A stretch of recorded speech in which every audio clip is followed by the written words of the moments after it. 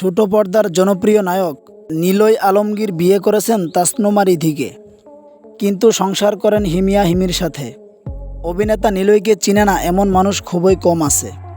শতাধিক নাটকে অভিনয় করেছেন নিলয় আলমগীর। ছোট পর্দার জনপ্রিয় মুখ 2016 সালে অভিনয় ও মডেল আনিকা কবির শখকে বিয়ে করেছিলেন নিলয়, তবে সেই বিয়ে বেশি দিন টেকেনি। দ্বিতীয়বার বিয়ে করে ঘর করেন তাসনুমা রিধির সাথে।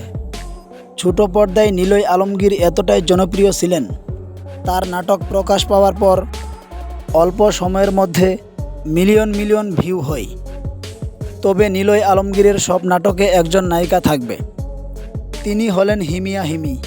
তারা একসঙ্গে অভিনয় করেছেন 120টিরও বেশি নাটক। প্রতিটি নাটকে সংসার, ভালোবাসা, হাসি, কান্না সব হিমিকে নিয়েই। তাদের একসঙ্গে দেখতে দেখতে দর্শকদের চোখে ছানি পড়ে গেছে।